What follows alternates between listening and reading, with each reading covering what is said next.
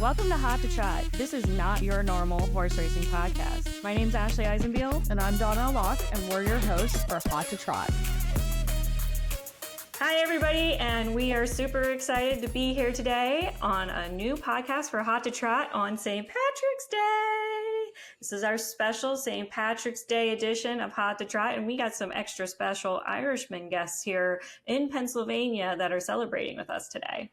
What better way to celebrate St. Patrick's Day with two people from Ireland themselves? So we got a taste of both sides of Ireland pretty much from Carl and Jack. So we're really excited to have them on here, learn about the differences from the United States to Ireland and their journey over here. It's also going to be super fun. We have both sides of racing too. Carl Callahan is a trainer based out of Penn National. And then we have Jack Killeen, who is a driver out at the Meadows. Yeah, so we get to see a little bit of standardbred, a little bit thoroughbred, and it's a fun episode. I had a lot of fun filming this, and obviously it's St. Patrick's Day. This is the best holiday ever. I love St. Patrick's Day.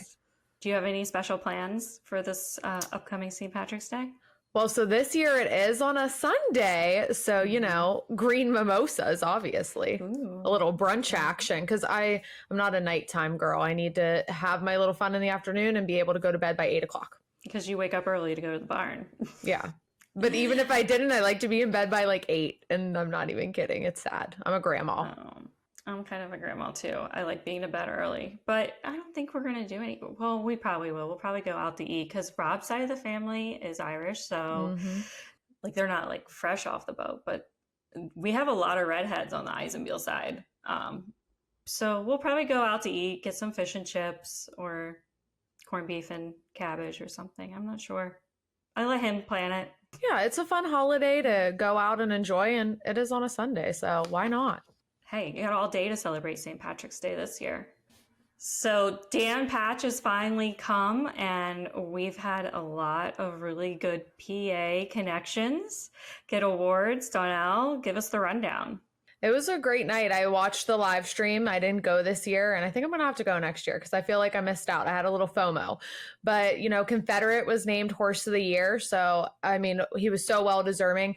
I think he missed all but like 4 people's votes they posted. But, I mean, he had such an amazing season. We talked to Tim Tetrick before. He's out of Sweet Lou, so he's PA sired. We got to see him at Pocono for the PA Sire Stakes. So we got to see him race live, and it was really special this year. So it was great to see him named Horse of the Year. He was very deserving of it for sure. Absolutely. Yeah, it was a great Dan Patch. They did a great broadcast. So I'm happy that I at least got to watch it at home. You didn't have to get dressed up and put on all the makeup? No, I wore my best sweatpants right at home, and that's all you need, you know? I do agree. You should go next year, especially to get a little bit of that like warm weather. It would be great. We should make it a date. I'll go with you as your date. I think so. I think the Hot Trot Girls on the road at Dan Patch. That's what you're going to have to see next year. I think we need to do it. I'm there. Book the ticket.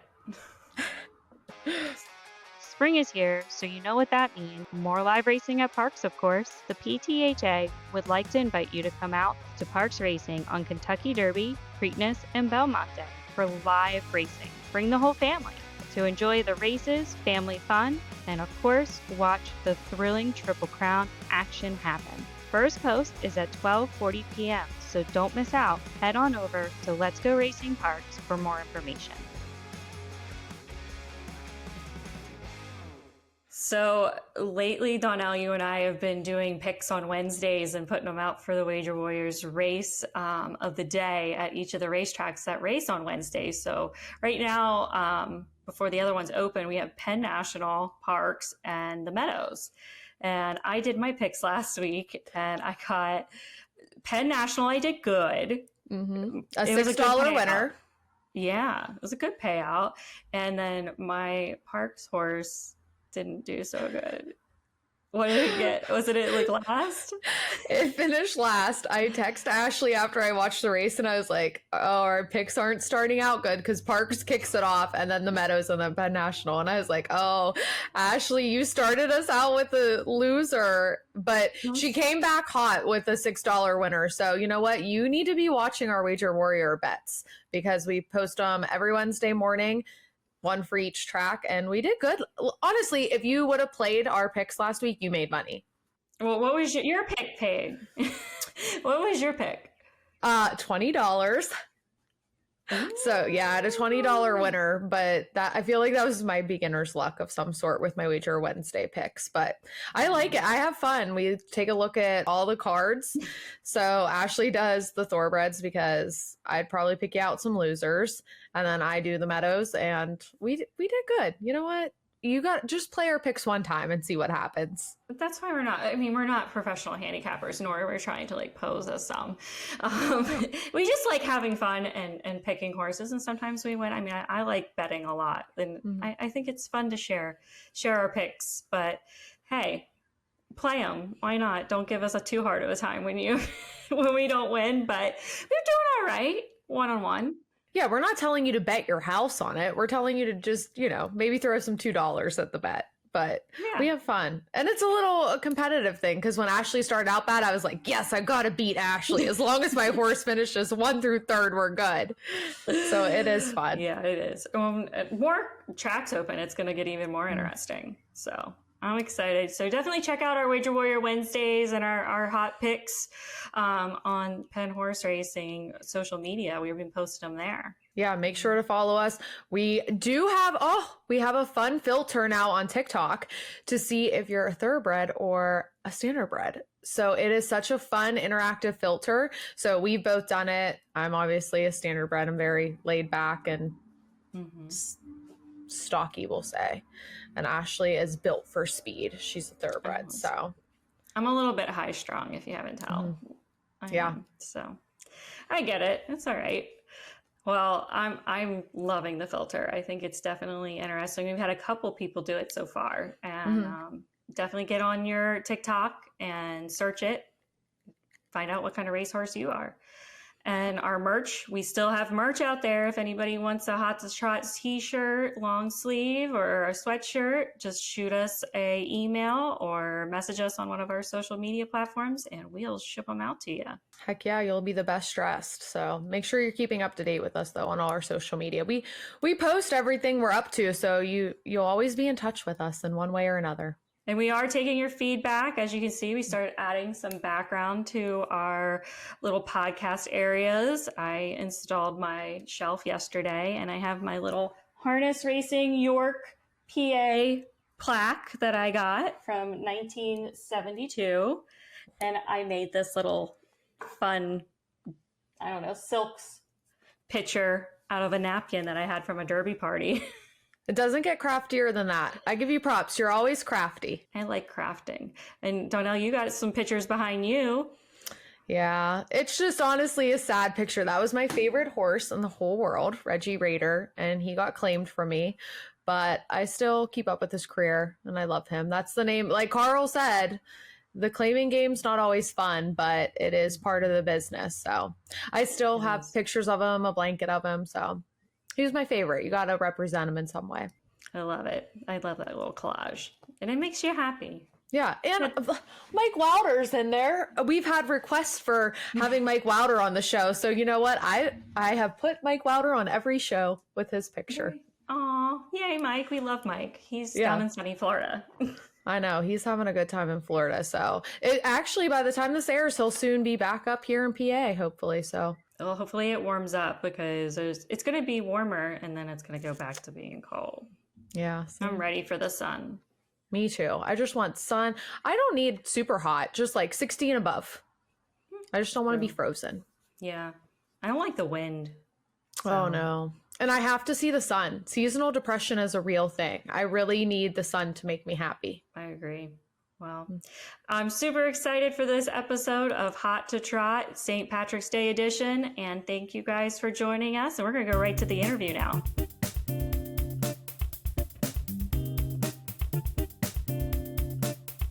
Well, thank you guys for joining us on Hot to Trot. We really appreciate you guys coming in to celebrate St. Patrick's Day with us. Some real Irishmen here in Pennsylvania racing. So thank you again. And we're going to kick things right off and start asking those questions. Jack and Carl, we want to know, where exactly are you from Ireland? First of all, it's kind of embarrassing that Jack and I are in navy and the two girls are in green for the occasion. Mm-hmm. It's You true. didn't That come means that prepared. Jack and I have been working very hard this hour of the morning. You two have been just all dolled up and, oh, you know, prim and proper. Good morning, Jack. Nice to meet you. Nice to meet you, Carl. I am actually from County Clare on the west coast. Jack is stuck over there somewhere. And I'm from the East Coast. I'm from Dublin, right outside the city. Wow. He's a city folk. He come from money, big money up there. Jack, when did you come over to the United States? I came at the end of 2018 and bounced back and forth for a couple times, and then I eventually stayed full time. Wow. And Carl, when did you come over? I think I got here in 1993. I came in 1990, and then I stayed after 93. What made you guys come over here? The old American dollar, baby. American dollar. Things were very quiet back then when I was growing up. I was, 13, 14 back then, and there was a lot of Irish coming to America at the time for work in the summertime, lots of jobs. I landed in New York, and then, you know, horses for us back home is it's like second nature, you know what I mean? That's what we grew up doing, so very easy. A lot of girls were coming over during the summertime doing nanny sitting, and a lot of lads were coming over to work in New York, especially New York. New York was big. And then someone mentioned to my mother, and I said I'd come and try it for a summer, and I did, and never came back. Wow. Jack, what made you come over here? So I originally just came for like a holiday. Like I came over to Mike and Heather, and I just wanted to check it out, and then I just liked it. And it was a little bit of trouble getting the paperwork, but once I got it, then I wanted to move here and try it out.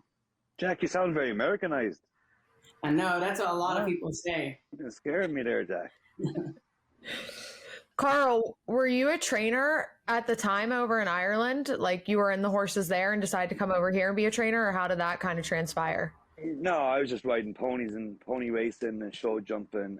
I was young, right? I was 14 or something. I came over. So I left school. My last year of school would have been secondary, I guess they call it now. And then terrible in school. Gosh, I was terrible. I was so bad. I feel so embarrassed. But I came over anyway and did the horses and on a stud farm in New York, and it kind of just branched out from there. Then I went to Belmont and Aqueduct, etc. And but always around the ponies and growing up as a kid, but didn't start training here until 2009. I suppose was my first big year here. Wow. Jack, how did you get your start in harness racing and starting to drive? Well, my dad, he had a couple of horses when we were growing up, and we raced a little bit. And then when I got old enough to drive, he just let me drive them all, and that's how it kind of Jack, started. what driving are you doing in Dublin? We raced at Gypsies. a little bit now. Come on, Jack. Thoroughbreds in Dublin. Yeah. Never heard of it. Isn't that crazy? Yeah, now that the track is done away with now, so there's no really racing in Ireland anywhere anymore. Oh. They got a couple of grass meets, but nothing like it was.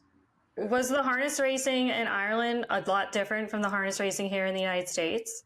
Not really. Like they model it off like basically the way the people in the United States do it, but there's no money in it over there, so it's only a hobby. People have to have other jobs and stuff. I told you. He came from money. I told you. He just did it as a hobby. You didn't believe me. What would you say was the biggest challenge coming over here? I'd say learning how to race, like to fit in somewhere regularly, is probably the hardest part. Yeah, the driving style. Yeah. Yeah. Carl, did you see a big difference or a big challenge when you came over? No, again, I was young, right? So, like, I learned how to shave in America, drive in America. I got my first bank account in America. There wasn't. I'm more American, I suppose, than I am Irish. I mean, I really miss where I come from, but I'm very Americanized, I suppose, in that sense. I could never go back home and try and live. I'd be like a fish out of water. I'd be lost. So what made you decide to become a trainer then? You just always grew up around horses and then decided?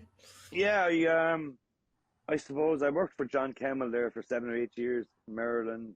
when we had a string at Maryland. I went to Todd Pletcher. I was with him for a lot of years, 10 or 15 years with him. And I just came to a point where I kind of wanted to do something for myself. And then I went to the horse sale and I bought a 2-year-old. Met a guy there from the south of Ireland, from Cork. Nice guy. Dr. Sheehy promised me he'd give me a couple of horses. He did, and then was very fortunate to get that good horse and went to Dubai and won the sprint there and went to England with the horse. And then the documentary came out and it kind of just all snowballed after that, you know. Would you talk a little bit more about that in case people aren't aware of it? Because that was kind of our next question. What was your biggest, milestone in your career? Sure, yeah. So if you want to talk about the horse that got you to Dubai. Yeah, I was in LA. I'd gone from New York to California the year they bought the synthetic tracks in, and I was working for Pletcher at the time. And then I never went back, never came back east. Then I stayed out there in the West Coast. And then just one winter, I decided to go to the sale and spend a few dollars and buy a 2-year-old. And then I did. I met Frank, and then he gave me a couple of cheap horses to start out with. And then I came across Kinsale King, and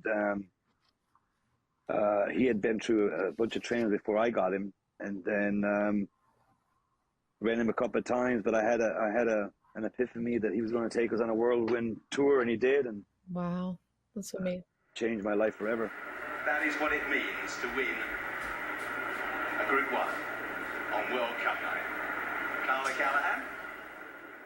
It's so cool. People should definitely watch that documentary. It's a really good one. You can get it on Amazon, right? Amazon, it's on all the big platforms. Yeah, his daughter, Frank's daughter, Laura, decided to videotape us. I remember she coming to me one day, she says, I want to do a documentary on you. I said, what the heck is a documentary? I couldn't even spell documentary. And so they followed me for 3 years with the horse. And then it was like 3 years later when the movie came out. Then it's it's a good story about the blue collar people in the game, in the industry. It's such a tough game. It's a cutthroat business. It's very hard to play, especially when you want to play with the high end horses, you know. But I was very fortunate to have him. What's the documentary called? Chasing the Wind. Yeah, WIN. Yeah, the horse is 19. He's here, retired. I pony in the morning time, so been a lot of fun. Oh, he's a sweetheart too. I always go in and you let me give him peppermints. Yeah, he's here. Yeah, everybody does. Jack, what would you say your biggest milestone in your career has been so far here in the United States? Yeah, I'd probably have to say in 2022, I got a horse to drive in the Sire Stakes final in New York. I finished 6th, didn't get no money, but it was still pretty good to line up on the gate with like the 8 best drivers in the country. So are you based in New York now, Jack? No, I'm in Pennsylvania right now at the Meadows. Okay. Pretty cool. I drove a horse many years ago in New York. I got to experience it a little bit with Dr. Gill, who was very into it in New York. He was very big at the time, back in Goshen, New York. But I couldn't stop that thing. It just took off. I was all over the fucking place. I was like, didn't know what I was doing. I said, this is not for me. I was out of control. I actually thought you girls were going to put me and Jack together, you know, horse for horse, cart for horse, and that's how out around the racetrack in PA or something, and try and get a crowd out here. We should set up a match race with you guys and see who can do better. Absolutely. Yeah, we should. I'd like to see Carl get behind a standard bred horse. Does that mean I'd have to get on one too? Yeah, we switch. I think that's only fair. Yeah. Oh, I love it. Okay, Jack. So as a driver, you have colors. Will you tell our listeners what your colors are in the design and a little bit about being a harness racing driver? Because we'll ask Carl the same thing for a training stable. Mine are purple and gray because everybody in Ireland was either green and white or green and yellow. So I just wanted to be a little different. And mine got kind of like diamonds on them, like through the chest. It's kind of different. Not too many people have it, but I just like it to look a little different. I like it. Purple's my favorite color, so I love it. It's mine too. There you go. It's like the Ravens. I'm a Baltimore girl. Well, Carl, you guys don't have training colors. It's more just like your stable logo is your colors, right? Yeah, my stable logo, obviously, Jack guessed it correctly, green and white. Um, but then my stable, my racing colors are all different. Yeah. So Um, usually in thoroughbred racing, if people don't know, the silks are designed by the owners of the horses. right. Carl, do you ever think that or would like to have you represented in the colors, like as a stable, or what do you think about the jockeys actually being able to have the set? Is that too much change, you think, for the thoroughbred industry? Yeah, I didn't know they did that in the standard bred. That's a little different when you think about it that way. So that means that Jack, his matter who owns the horse. Is that correct? Yeah. Yep. Oh yeah, that's not bad. I mean, yeah, that's not a bad idea because like, at least you define who it is. Yeah, you know who that person is and you recognize them by their Yeah, colors. yeah. Like my silks from my, let's say for the horses that I own myself, they're from my county silks from. So every county in Ireland has their own. Come on, Jack, help me out. So, what do we have? Like Our a own. like a shield. Yeah, our own team from our own village at home would have our own thing. So mine is saffron and blue. I'm from a Banner County in Ireland. My son's silks, he's blue with a caterpillar, and Oh, very every interesting. owner has its own silks. But then my barn colors are all just green and white, all the webbings and stuff like that. What, Carl, you're obviously at the barn. So how many Hmm. horses do you have in your stable? And then what is a day like for you as a trainer? Too many. Um, right now we're up to about 45. Wow. Yeah. So I get up about 3:30, get to the barn about 4, and kind of go over the day mentally of what's going to happen. I usually have the set list done the night before. And then I start at the top of the barn and go all the way down the barn and check legs and make sure everybody ate up last night. And then the crew starts getting here about 5 o'clock. And then I might want to see a few horses jog and in the shed before they go to the track, make sure they're not limping and there's a leg in each corner. And then we usually have about 10 or 15 sets a day. I get on a couple myself every day, and then I got a couple of exercise riders. And then 11 o'clock, then the track closes, and then we'll check all the horses again that went to the track, and then decide if they get ice boots or poultice or whatever kind they need. And then I get on the phone then for about 2 or 3 hours to clients and buying horses and selling horses and kind of make a project view of what the next week's going to be like. With runners, we got like 6 runners in this week, so we'll be busy. But you're always trying to plan ahead. It's never ending either. No. Jack, what's a day look like for you? So I don't get up that early. I probably get up about 5:30. Then I help somebody ride in the morning, like jog a couple horses. Then I'll go home, relax a little bit, and if I got a race, then I'll go back and race. And then if not, then this depends on the day. I don't do anything too special. Jack, do you have a favorite horse that you've ever driven? Yeah. I probably Whiskey Break that Sully actually has right now, a trainer at the track. Because he does tries every week. A horse that has heart. It's always hard to not love. Carl, do you have a favorite? Oh yeah, I've got too many favorites. We do a lot of claiming, which is tough. It's the backbone of the operation. I'm not a big fan of it, but a lot of horses will come through your hands, and it's hard to let them go. But that's what makes our business go forward. So a lot of horses come through our barn that we kind of fall in love with. We just retired one last 2 weeks ago. We kept him. One of the girls that works for me has him, long tail. He was no superstar, but his character was just so fun to be around and so much fun. And obviously Kinsale King and my son's horse Trot. There's just so many of them. You just kind of fall in love with most of them. Very seldom you'll have one that you don't like. They're hard not to love. Mm-hmm. Do you guys have any advice for someone wanting to come over here and start a career here in the U.S.? Just put your head down and get at it. Yeah, I mean, listen. My brother came over to America when I was living here when I was younger, and he tried it. and he wasn't into the horses, but America never was never his cup of tea. And I often wondered why, because it's such a great country, but you have to like it, obviously, right? You have to like what you're doing. I think America is very fast paced compared to back home. They're a little bit slower. Even when I go home on holidays, everything just moves a little bit slower. I don't know about Jack. I don't know if things are a little different back home when you go home, but when I go home, everything moves. Excuse my language. Everything moves slow. No, not in Dublin. It's pretty fast paced. Yeah, I figured as much. Rich life up there. But a lot of people that want to come over here, they think it's easy and they just don't want to like put the work in. Like people, like a couple people that came over to try drive and stuff. You'll probably get there eventually, but you got to put the time in. A lot of work. Yeah. I think that goes with no matter what you do in life, right? It's just a matter if you have a work ethic or you don't. You know what I mean? Like, I'll never forget in 94, 95, I was sitting on the couch in New York and I was listening to a radio station, 101.5, country radio station. And this lady got on the computer complaining that all the Irish and immigrants were coming to America and taking all the jobs from the young kids and this, that, and the other thing. I found it very frustrating because I thought, I know there's a lot of work in America, and I knew still to this day there is. You have to want to do it, and it's very hard to find people to work. It's horrendous. I mean, it's so hard to find people to work.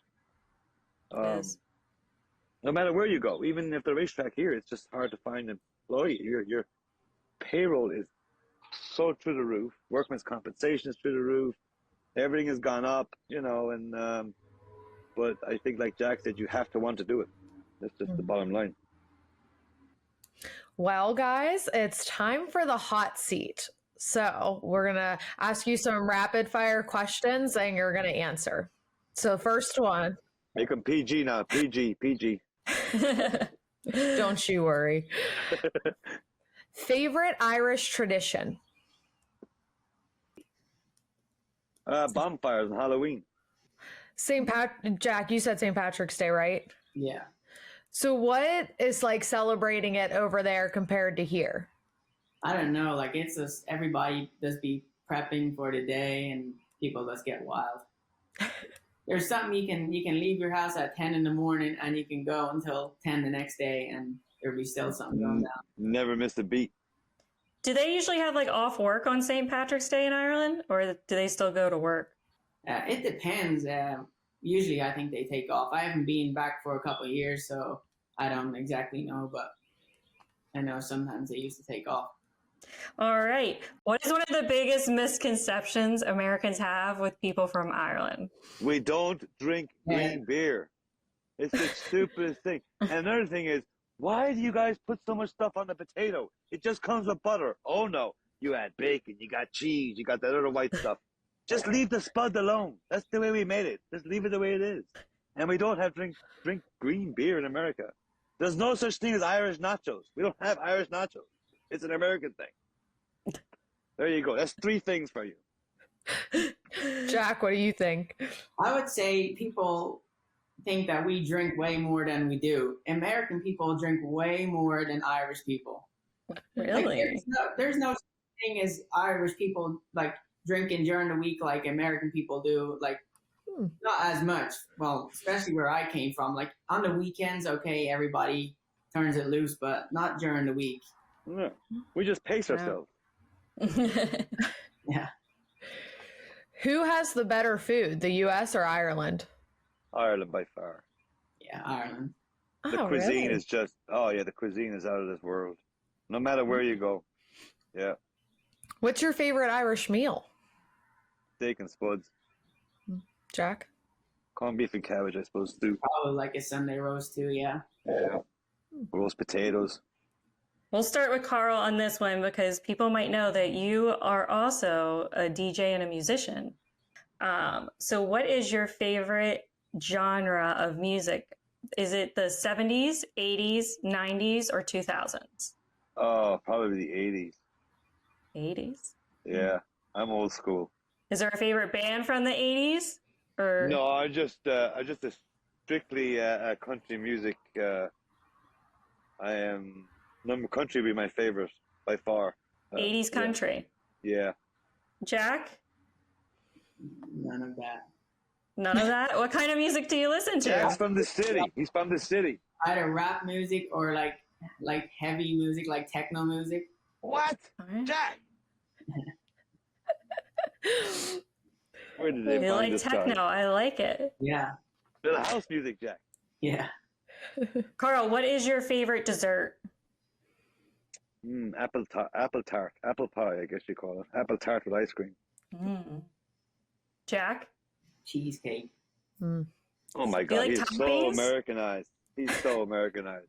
I don't even think we have cheesecake in Ireland. Do you like a plain one or do you like toppings on your cheesecake? Maybe the strawberry one, but usually that's the plain one. All right. What's your go-to lazy dinner? Wow. Fish and chips. Pretty easy. So Irish, yeah. Jack? Any fast food that's within 10 minutes of the house. So if you were to go viral in a video, what do you think you would be doing that would make you go viral? Won't be breakdancing anyway. Horse racing. Horse racing for sure. Jack? I don't know. I'd like to say horse racing too, but I don't know.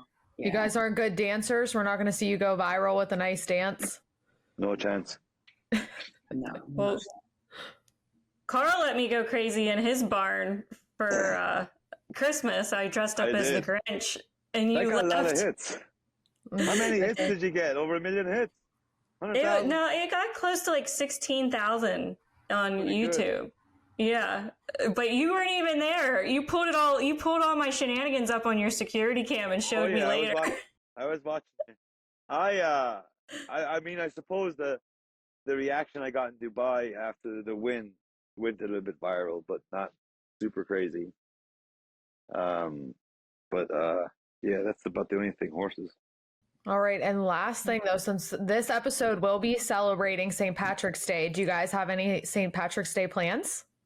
I am off to the island of Montserrat. It's the Emerald Isle of the Caribbean. Oh, can I come too? Oh. Myself and my one of our equine practitioners here, Dr. Murphy, we're heading out there for 5 days. So I'm looking forward to it. Oh, that'll be nice. Yeah. Jack, do you have plans like that? No, I wish. I don't got too many plans because we just had the baby and stuff, so we probably won't go out anywhere where it's going to be too crazy. How's being a dad? Are you adjusting well? Yeah, it was like the first couple of weeks was a little, not weird, I'd say, but it was hard to get used to, and now it's just normal. Right in the groove. Yeah. Is he sleeping through the night yet? You guys still getting up? No, like last night he slept from 9:30 until 5 o'clock this morning. We had to wake him up. Oh, that's a Good baby. That's good. That's really good. Yeah, we're pretty lucky. Aw. Well, thank you guys so much for joining us here on Hot to Trot. It's been a lot of fun to celebrate St. Patrick's Day with you guys. Some real Irishmen with us. So thank you again, and we look forward to watching you guys at the racetrack. Thank you for having us. Thanks for having us. Yeah, hope to meet you one day, Jack. You too. I'll keep in touch. I will track you down. I'm gonna come. I'm gonna go look at the overnights now and see when you're riding. I'm gonna come watch. All right. Let me know. All right. We're going to set up a match race between you two. Let's go. Yes. Yes, it'll be fun. Do it. Thank you to the Pennsylvania Horse Breeders Association. Pennsylvania's breeding industry has ranked in the top 10 in the nation for the past 20 years by the number of registered foals produced. Pennsylvania's breeding program is the forefront of lucrative breeding programs. There's plenty of opportunity to earn here in Pennsylvania. Visit pabred.com to learn more about the Pennsylvania Horse Breeders Association and breeding here in Pennsylvania.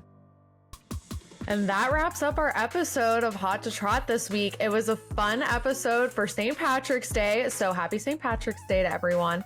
And I had a great time with Carl and Jack learning a little bit about Ireland and the transition over here. Yeah, me too. Those guys were so funny. And Carl gave Jack such a hard time. I felt kind of bad for him, being a city boy from Dublin and Americanized now. I know Jack didn't know what he was getting himself into when I asked him to be on the podcast, but Carl's so funny. It was good to have them and see the interaction between two of them. They're both from Ireland, but obviously very different parts. So Yeah. Well, Carl's a great guy, and he always helps PHRA out. He does a lot of our educational stuff when we bring people and the colleges out to Penn National. So I always appreciate Carl being a team player when it comes to PHRA and all of our shenanigans. So I think it's been great. And I am going to say happy St. Patrick's Day to everybody here, too. So happy St. Patrick's Day. Wear your green, go out, and don't have a green beer because Irish people don't have that. No, not really green. You're just eating processed food. So, not fun. All right. Well, we'll talk to you guys soon. We'll see you on the next episode. Thanks for listening, and thank you to the Standardbred Breeders of Pennsylvania for sponsoring Hot to Trot. We'll see you next time.